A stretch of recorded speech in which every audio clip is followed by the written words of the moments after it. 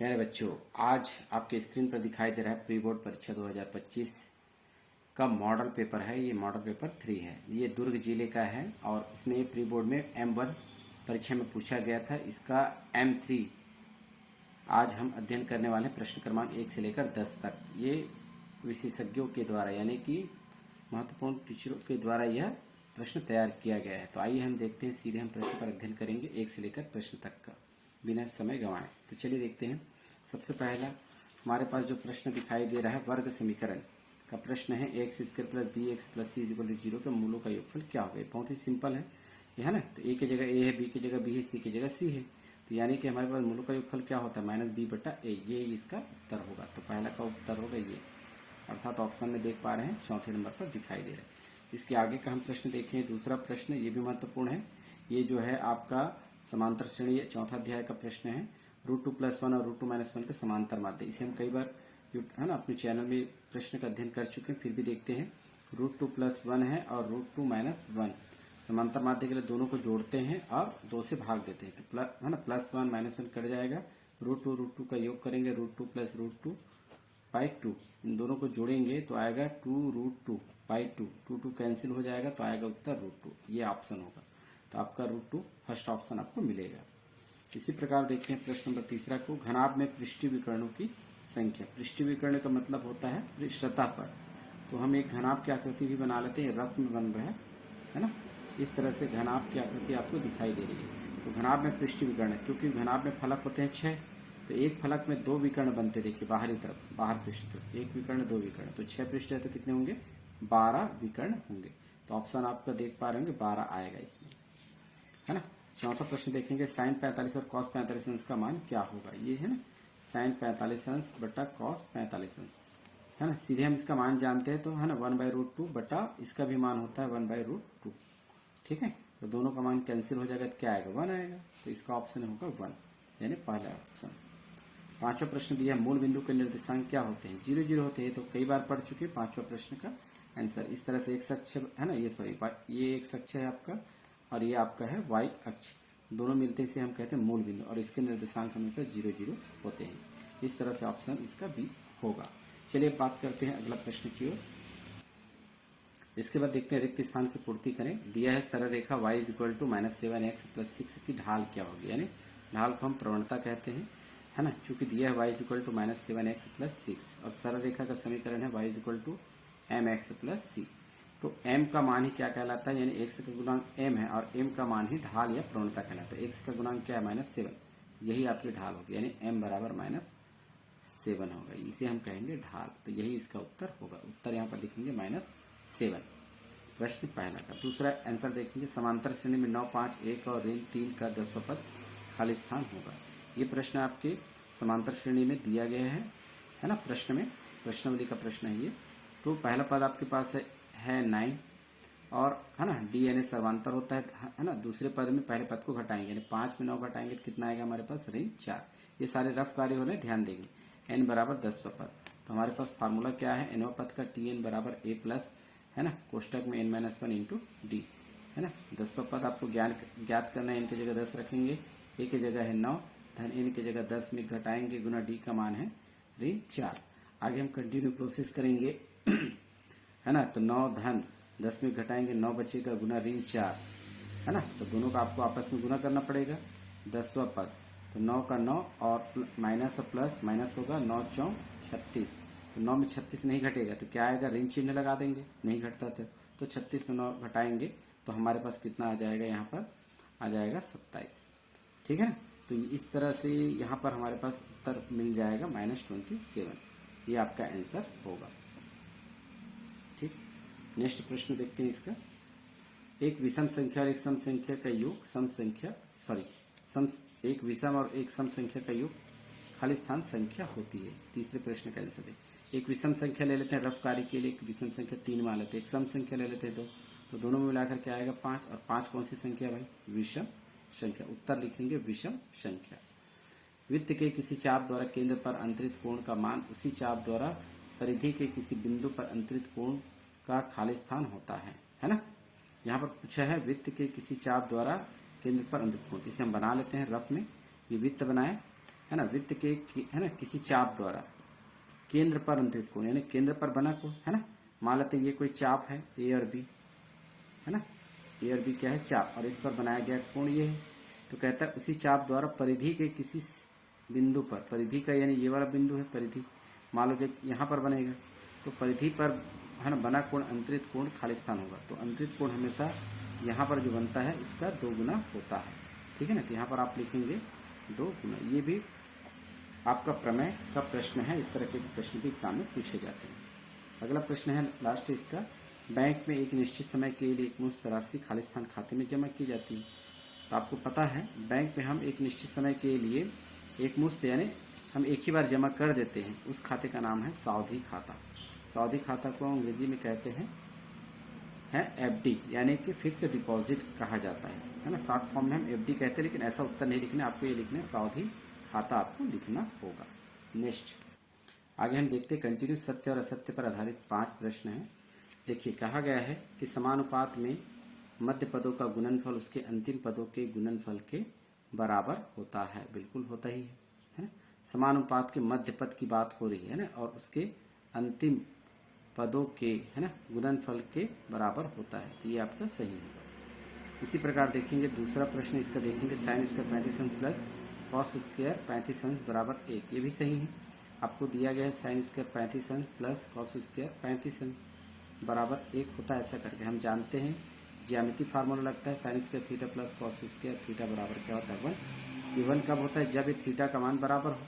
Theta का मान यहाँ 35 है, यहाँ पर भी 35 है, इसलिए इसका मान क्या होगा 1 के बराबर। ये साइन होगा कॉस, ये साइन और कॉस, इस तरह के फार्मूले हैं, तो फार्मूला को भी ध्यान में रखना है। 2 समरूप त्रिभुज के संगत कोण बराबर नहीं होते हैं, ठीक है ना। चूंकि हम जानते हैं तीसरे का कि है ना 2 समरूप त्रिभुज यदि हम बना लेते हैं, ये एक समरूप है ना, ये इस तरह से पैटर्न बराबर होता है इसका, है ना। जब समरूप त्रिभुज बराबर होते हैं तो कोण क्या होते हैं, बराबर होते हैं। ये इसका संगत कोण है। यहाँ पर मान लो जब 30 अंश का कोण बनेगा तो यहाँ पर भी 30 अंश का कोण बनेगा। क्योंकि ये बराबर नहीं होते दिए है, इसलिए ये नहीं होगा, इसलिए ये असत्य लिखा जाए। इसी प्रकार तीसरा प्रश्न है, किसी व्यक्ति के समस्त स्रोतों से प्राप्त आय पर जो टैक्स लगाया जाता है, कर लगाया जाता है, उसे विक्रय कर कहते हैं, है ना। ये हम पढ़ चुके हैं कि किसी व्यक्ति के समस्त स्रोतों से प्राप्त आय पर जो टैक्स लगाया जाता है उसे आयकर कहा जाता है, इसे विक्रय कर नहीं कहते। विक्रय का मतलब क्या होता है, बेचना होता है, ठीक है ना। तो क्या होगा, कथन गलत होगा। तो चौथे का उत्तर आप असत्य लिखेंगे। यदि यहाँ पर लिखा रहता आयकर होता तो ये सत्य होता, ध्यान देंगे। यदि 2 समरूप त्रिभुजों के क्षेत्रफल बराबर हों तो यहाँ पर त्रिभुज सर्वांग सम होते हैं, ठीक है। 2 समरूप त्रिभुज मान लेते हैं, एक समरूप त्रिभुज ये है, एक और है ना, यहाँ पर ये समरूप, ये दोनों समरूप है। लेकिन समरूप यदि है, क्षेत्रफल बराबर है, तो त्रिभुज सर्वांग सम होते हैं, है ना। तो चूंकि इसको हम इस तरह से बनाएंगे क्योंकि इसका क्षेत्रफल क्या है, बराबर है। ये समरूप त्रिभुज हो सकता है, लेकिन इसका कहता है ऐसा समरूप त्रिभुज है जिसका क्षेत्रफल क्या है, बराबर है। यानी कि इस तरह का त्रिभुज और इस तरह का त्रिभुज, दोनों का एरिया यानी स्थान जो घेरती है वो बराबर है। जब जो बराबर होता है ना, वो भी क्या कहलाता है, सर्वांग सम कहलाता है। इसलिए क्या होगा, ये सत्य होगा। इस तरह से 5 प्रश्न इसका हम अध्ययन कर लिए। आइए हम देखते प्रश्न नंबर 2 से लेकर आगे 10 तक के प्रश्न का फटाफट तरीके से। प्रश्न नंबर दूसरे को देखते हैं। बिंदु 1, 2 और 5, 7 को मिलाने वाली रेखा की प्रवणता ज्ञात करें। मान लेते हैं ए बिंदु को x1 y1 और इसका मान है 1 2, और दूसरा बिंदु है बी मान लेते हैं x2 और y2। इसके बराबर हम लिखेंगे 5 और 7। प्रवणता का सूत्र हम जानते हैं, m के बराबर होता है y2 माइनस y1 बटा x2 माइनस x1। y2 का मान देकर रखेंगे 7 है, माइनस y1 का मान है 2 बटा x2 का मान है 5, माइनस का माइनस x1 का मान है 1। इसको हम सॉल्व करेंगे, 7 माइनस 2 5 होता है और 5 माइनस 1 4 होता है। ये कैंसिल नहीं होगा, इसलिए इसका आंसर होगा। ये 2 नंबर इसमें आपको आसानी से मिल जाएंगे। प्रश्न नंबर तीसरा देखते हैं। ये हमारे पास एक प्रश्न दिया गया है, देखेंगे 2 है ना cos 67 और नीचे दिया गया है साइन 23 माइनस 10, इस तरह से प्रश्न दी गई है। तो आप सीधे हम हल करने जा रहे हैं। 2 का 2 यहाँ पर है, cos 67 एक बार प्रश्न लिखेंगे, साइन 23 माइनस में है और tan 40 डिग्री बटा cot 50 डिग्री, 40 है 50 प्लस cos 0 का। आगे हम इसको हल करेंगे, चूंकि है ना cos में 67 और 23 दिया गया, दोनों का योग 90 होता है, यानी कि पूरा कोण का प्रयोग करेंगे, किसी एक को बदलना होगा। ऊपर को बदल देते हैं तो cos 90 यानी 90 में कितना घटाएं कि 67 आ जाए, 23 घटाने पर आएगा। और नीचे में है साइन 23 माइनस का माइनस, ये 40 50 90 होता है, यानी ऊपर को किसी एक को बदल देते हैं, ऊपर को बदल देते हैं तो 10 का 10, 90 में कितना घटाएं कि 40 आ जाए, 50 घटाने पर आएगा। और ये है कॉट 50 अंश प्लस कॉस 0 का मान कितना होगा, है ना। चूंकि यहाँ पर अब साइन कह दिया, हम आपको पता है, तो साइन 0 का मान क्या होता है, 0 होता है। 90 अंश का मान क्या होता है, 1 होता है। तो कॉस का शुरू करेंगे तो कॉस के लिए क्या होगा, 0 का मान 1, कॉस 0 का मान होता है 1, यहाँ पर आप लिखेंगे। इस तरह से यहाँ पर आगे प्रोसेस करेंगे। 2 का 2 कॉस 90 माइनस थीटा का फार्मूला लगाएंगे तो कॉस किस में बदल जाता है, साइन में, और थीटा की जगह क्या है 23, नीचे में है साइन 23 माइनस 10 90 माइनस थीटा का फार्मूला बदलेगा कॉट में, कॉट थीटा की जगह है 50 डिग्री। इसी प्रकार नीचे में है कॉट 50 डिग्री प्लस 1। अब आगे हम कंटिन्यू देखेंगे, ऊपर नीचे बराबर है कैंसिल, ऊपर नीचे बराबर है कैंसिल, यानी कि यहाँ पर 2 आया, यहाँ पे 1, 2 इंटू 1 2 होगा, माइनस इन दोनों को कैंसिल करेंगे तो 1 आ जाएगा और प्लस 1। इस तरह से प्लस 1 माइनस 1 कैंसिल हो जाएंगे तो क्या बचेगा आपके पास 2, ये आपका आंसर होगा। इस तरह से हम क्वेश्चन को आसानी से बना सकते हैं। प्रश्न नंबर 34 को देखेंगे। आंकड़े दी गई है, इसकी मध्यिका ज्ञात करनी है। तो इस तरह से मध्यिका जब ज्ञात करते हैं तो आंकड़े को हमें क्या करना पड़ता है, आरोही क्रम में रखना पड़ता है ना। तो यहाँ पर लिखेंगे आंकड़े को आरोही क्रम में रखने पर, आरोही का मतलब होता है बढ़ते क्रम, बढ़ते मतलब पहले सबसे छोटी संख्या को देखकर लिखेंगे। यहाँ पर है पहली संख्या 18, छोटी सबसे, 18 से बड़ी संख्या है 20, 20 के बाद है 21, 22 तो नहीं है 23 लिख देंगे, 23 के बाद आता है एक और 23 है, 2 बार है, फिर 24 है, फिर 25 है। देख लें कितनी बार संख्या दी गई, 1 2 3 4 5 6 7, गलती हो सकती है, 1 2 3 4 5 6 7, यानी यहाँ पे संख्या को n से दर्शाएंगे और n बराबर है 7, और 7 कौन सी संख्या है, विषम संख्या।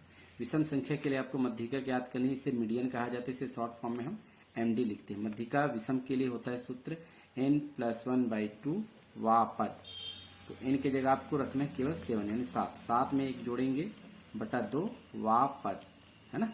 फिर आगे हम कंटिन्यू लिख सकते हैं, 7 में 1 जोड़ेंगे तो कितना होगा 8 बटा 2, 2 से हम है ना काटेंगे तो 2 एकम 2 चौक 8, यानी चौथा पद वा पद है अभी यहाँ पर शब्द, तो चौथा पद हमारा उत्तर होगा। तो पहला दूसरा तीसरा चौथा, तो चौथा पद क्या है 23, 23 क्या होगा हमारा उत्तर होगा। इस तरह से हम आसानी से 2 नंबर प्राप्त कर सकते हैं। पांचवा प्रश्न देखेंगे, यदि x = 2 है y = 4 तो समीकरण दिए गए हैं, इसमें p का मान आपको ज्ञात करना है। तो आप x और y का मान इसमें रख दीजिएगा, है ना। दिया गया है x = 2 लिख देंगे और y = 4। आपका समीकरण क्या है देख पा रहे हैं, 7x - 4y = p। p का मान आपको ज्ञात करना है, तो x का मान यहाँ पर रखेंगे 2, 7 × 2 - 4 और x y का मान है 4, यानी दोनों का गुणा करना है बराबर p। इसे हम आगे हल कर देंगे तो इन दोनों का गुणा 7 × 2 14 होगा, ऋण 4 × 4 16 बराबर p। तो 14 में 16 घटाएंगे तो नहीं घटेगा, यानी ऋण चिन्ह लगा देना। अब उल्टा करके घटा दीजिए, 16 में 14 घटाएंगे तो 2 बराबर p। इसे हम सजाती रूप में लिखेंगे तो p बराबर -2, ये आपका उत्तर होगा। इस तरह से आसानी से 2 नंबर प्राप्त। लगातार हम देख पा रहे हैं 6वें प्रश्न पर आप अध्ययन करें। वर्ग समीकरण बनाना, जिसे द्विघात समीकरण भी कहते हैं। क्या दिया है, मूल दिया है ना। तो माना कि आप मान लेंगे, माना कि मूल, है ना, मूल को मान लेते हैं अल्फा बराबर, पहले को 7, पहले को अल्फा दूसरे को बीटा, तो बीटा बराबर 4। हमें पता होता है वर्ग समीकरण बनाने का फार्मूला, है ना, x² - alpha plus beta. Alpha plus beta को हम क्या पढ़ते हैं, मूलों का योगफल, है ना। x + अल्फा × बीटा को पढ़ते हैं मूलों का गुणनफल। अब इसमें हम सीधे सीधे चाहे तो मान रख सकते हैं, तो चलिए हम x² - अल्फा और बीटा का मान रखेंगे। कोष्टक के अंदर है 7 + 4 x का x + 7 × यानी गुना का चिन्ह है 4 = 0, x² - 7 + 4 यानी जोड़ेंगे, 7 में 4 जोड़ेंगे 11x होगा, प्लस 7 में 4 का गुना करेंगे 7 × 28 बराबर 0। तो ये बन गया आपका वर्ग समीकरण, यही आपका उत्तर होगा। बहुत छोटा प्रश्न होता है। चलिए फिर से जल्दी से देखते हैं, हमारे पास प्रश्न नंबर 7 क्या प्रश्न पूछा गया है। जांच करना है यानी चेक करना है आपको। बहुपद दिया गया gx, ये भाजक होगा, और बहुपद px दिया ये भाज्य होगा, का ये गुणनखंड है। देखिएगा, है ना, ये जो पद है इसका गुणनखंड कब होगा, जब यहाँ पर शेषफल का मान क्या होगा 0 होगा, यानी कि इसमें से कुछ मान निकालेंगे x का मान और इसमें रखेंगे। यदि 0 आ गया तो हम कह सकते हैं कि gx px का गुणनखंड है। तो चलिए सीधे हम चलते हैं कंटिन्यूस प्रोसेस पर। तो लिखेंगे, माना कि कि भाजक मान लेंगे इसको, भाजक के रूप में जी एक्स दिया गया है एक्स प्लस 4 और भाज्य दिया गया है पी एक्स के बराबर x square minus plus 2x minus 1। तो यहाँ पर आप क्या करेंगे, भाजक को 0 के बराबर मानकर एक्स का मान ज्ञात करेंगे, है ना यहाँ पर, इसलिए जी एक्स बराबर क्या होगा 0। तो जी एक्स का मान क्या है भाई, एक्स प्लस 4 इजिकल टू 0। तो एक्स का मान क्या हो जाएगा यहाँ पर 4 प्लस 4 का पक्षांतर करेंगे तो -4, एक्स का मान -4, है ना। तो यहाँ पर आपको गुणनखंड है सिद्ध करने के लिए इस एक्स का मान, ये वाले जो वैल्यू है यानी कि बहुपद है, इसमें आप रखेंगे, इसलिए पी एक्स का मान क्या होगा 0 के बराबर रखना है। जैसे जी एक्स को 0 के बराबर रखे तो पी एक्स को भी 0 के बराबर रखना है। तो पी एक्स का मान क्या है X square plus 2x minus 1 is equal to 0। अब आप एक्स का मान क्या रखेंगे, -4 रखेंगे, जहां एक्स लिखे यहाँ पर एक्स है -4 का स्क्वायर प्लस 2 का 2, एक्स के स्थान पर क्या रखेंगे -4 और -1 इज इक्वल टू 0। यहाँ पर देखेंगे -4 का स्क्वायर, चाहे माइनस हो चाहे प्लस, हमेशा प्लस में उत्तर आता है, केवल 4 का ही वर्ग कर दे, 4 गुना 4 16। अब यहाँ पर अंदर कोष्टक के अंदर माइनस है और ये क्या है प्लस है, तो प्लस माइनस क्या होगा माइनस, 2 गुना 4 करेंगे तो कितना होगा 8 ऋण 1 बराबर 0। इस तरह से 16 अकेला है, प्लस वाला वैल्यू है, ये माइनस माइनस वाला है, तो 16 और ऋण 8 ऋण 1, तो ऋण 9 होगा बराबर 0। तो 16 में यदि हम 9 घटाएंगे तो कितना बचेगा 7 बराबर 0। तो क्या 7 बराबर 0, 7 जो है 0 के बराबर है, नहीं है, यानी 0 के बराबर नहीं है, तो हम कह सकते हैं कि जी एक्स पी एक्स का गुणनखंड नहीं है, जांचना है। अतः हम लिखेंगे कि जी एक्स पी एक्स का गुणनखंड नहीं है, गुणनखंड नहीं है। यदि इसका मान 0 होता तो ये गुणनखंड होता, ध्यान रखेंगे। नेक्स्ट हमें प्रश्न दिया गया है, बेलन के आधार की त्रिज्या और ऊंचाई बेलन का है। तो बहुत सिंपल प्रश्न है, त्रिज्या को हम मान लेते हैं 14 सेंटीमीटर और ऊंचाई को, बेलन की ऊंचाई मान लेंगे 10 सेंटीमीटर। आपको बेलन का आयतन ज्ञात करना है, बेलन का आयतन, बेलन का आयतन के बराबर फार्मूला होता है पाई आर स्क्वायर एच। पाई का मान आपको पता है 22/7 गुना आर का मान कितना है 14, 14 का गुना हम 14 से करेंगे क्योंकि आर का मान वर्ग में है, इसलिए 14 गुना 14। एच का मान क्या है 10। आगे हम प्रोसेस करें, 7 से 14 कट जाएगा, 7 एकम 7, 7 दूनी 14, नीचे कंप्लीट कट गया, 22, 2, 14 और 10 बचा।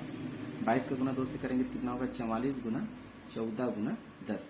अब इसे आपस में गुना कर लीजिए, हम यहाँ पे रफ कार्य कर रहे हैं, ध्यान देंगे, 44 गुना 14, है ना। तो 14 का पहाड़ा यदि पता है तो ठीक है ना, नहीं है तो सीधा इकाई से भी गुना कर सकते। 14 चौक 56 होता है, हम डायरेक्ट कर रहे हैं 5, 14 चौक 56 और 56 और 5 जोड़ेंगे तो 61, तो इन दोनों का गुना हुआ है ना 616 गुना 10। इसको आप 10 से आसानी से गुना कर सकते हैं, 6160, एक शून्य बढ़ा देंगे, क्योंकि ये आयतन है तो क्या लिखेंगे घन सेंटीमीटर, इसको घन पढ़ते इसको सेंटीमीटर, ये आपका आंसर होगा। 9वां प्रश्न, प्रश्न नंबर 9 को देखेंगे, सिद्ध कीजिए 3 क्रमागत सम संख्याओं का योग, ये 6 आएगा, इसमें 6 का गुणज होता है, ये प्रश्न है, तो इसे आप सुधार लीजिएगा।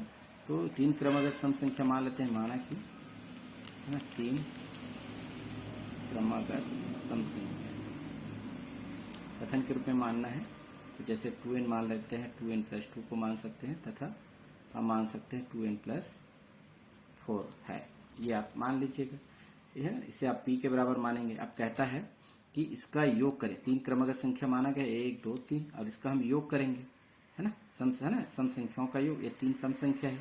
अब इसका योग करें तो 6 का गुना जाना चाहिए, तो इसका योग करेंगे तो क्या लिखेंगे 2n प्लस 2 प्लस फिर लिखेंगे 2n प्लस 4। अब देखिए p के बराबर 2n तो कितना होगा भाई 6n प्लस 2 और 4 का गुना 6 होगा, है ना। तो यहाँ पर क्या होगा, फॉर ऑल n बिलोंग करेगा किस पर, n पर, कैपिटल N का मतलब होता है नेचुरल नंबर। इस तरह से p बराबर यहाँ पर 6 कॉमन निकालेंगे तो क्या बचेगा n प्लस 1। इस तरह से इसकी जगह भी कोई वैल्यू रखी जा सकती है, तो क्या रख सकते हैं 6, इसकी जगह रख दे m, अर्थात m बराबर n प्लस 1। तो यहाँ पर दिखाई दे रहा है कि m किसके साथ गुना है, 6 का गुना है, तो यही आपको सिद्ध करना है। अतः हम लिख सकते हैं कि p 6 का गुणज है, इतना ही आपको लिखना है। इस तरह से 9वां प्रश्न कंप्लीट होता है। इस पेपर का हम 10वां प्रश्न या अर्थात अंतिम प्रश्न हल करने जा रहे हैं, ध्यान से देखेंगे। बहुत छोटा प्रश्न है, अनुपात चित्र का है, 7, 3 और 21 का चतुर्थानुपाती। तो मान लेते हैं, माना कि चतुर्थानुपाती क्या है, x मान लेते हैं, चतुर्थानुपाती x है, तो हम अनुपात के रूप में लिखेंगे 7:3, फिर समानुपात 21:4 को मानेंगे x। तो अनुपात को हम बटा के रूप में लिख सकते हैं 7/3 बराबर 21/x लिख सकते हैं। फिर एक गुना कर दें, 7 का गुना 1 से करेंगे तो क्या होगा 7x होगा बराबर 21 का गुना 3 से करेंगे तो 21 गुना 3, अभी गुना के रूप में ही लिख लेते हैं क्योंकि 7 जब नीचे चला जाएगा तो आसानी से हम काट सकते हैं, इसलिए हम सीधे ना गुना करके इसी रूप में लिख लेते हैं। तो 1 से बराबर क्या होगा 21 गुना 3 और ये बटा के रूप में आ जाएगा 7, नीचे आ जाएगा। तो 7 से 21 कटेगा, 7 एकम 7, 7 तिया 21, तो क्या बचा हमारे पास 1 से बराबर 3 गुना 3 और 3 गुना 3 बराबर होता है 9। ये आपका आंसर है। इस तरह से हम आसानी से 10 प्रश्न हल कर लिए 20 मिनट में लगभग। तो यदि आपको वीडियो अच्छे लगे तो आप इसे लाइक करें, सब्सक्राइब कर लें और कमेंट अवश्य करें ताकि हमें मोटिवेशन मिलता है कि यदि आपको पसंद आता है तो हम नेक्स्ट वीडियो और बनाएंगे। धन्यवाद।